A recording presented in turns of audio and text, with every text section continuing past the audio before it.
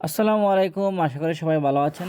তো আজকে আমরা নিয়ে আসছি মালদ্বীপ ভিসার সর্বশেষ যে আপডেট সেটি নিয়ে। আপনারা জানেন যে বিগত কয়েকদিন থেকে কিন্তু 3-4 মাস থেকে সৌদি আরবের ভিসায় খুবই কড়াকড়ি আরোপ করা হয়েছে। তাকামুল সার্টিফিকেট ছাড়া সৌদি আরবের ভিসা দেওয়া হচ্ছে না। সে প্রেক্ষিতে কিন্তু অনেক আপনার প্রবাসী ভাইয়েরা কিন্তু আপনার সৌদি আরব থেকে মুখ ফিরিয়ে নিয়েছে। বর্তমানে তারা অন্যান্য যে দেশগুলো সে দেশগুলোর প্রতি আগ্রহ প্রকাশ করছে। এর মধ্যে অন্যতম হলো আপনার মালদ্বীপ, ওমান, কাতার। কিন্তু কাতারে বর্তমানে ভিসা এখনও বন্ধ, কিছুটা চালু আছে, সাথে ওমানের ভিসা সম্পূর্ণ বন্ধ।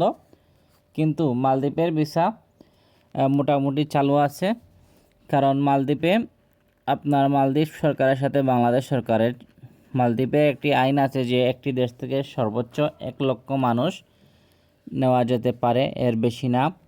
কিন্তু বাংলাদেশে সম্ভবত আপনার 1 লক্ষের উপরেও কিন্তু মানুষ চলে গেছে মালদ্বীপে।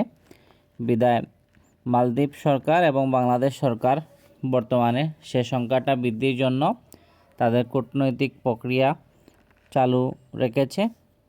সের প্রেক্ষিতে কিন্তু মালদ্বীপে বর্তমানে বাংলাদেশিদের জন্য নতুন যে কাজের সুযোগ বা নতুন যে কাজের ভিসাগুলো সেগুলো কিন্তু আপাতত প্রক্রিয়ামান রয়েছে এবং চলমান রয়েছে, যার মাধ্যমে বাংলাদেশিরা খুব সহজে মালদ্বীপ ভিসা পাবেন যদি আপনাদের ডকুমেন্ট সব কিছু সঠিক থাকে।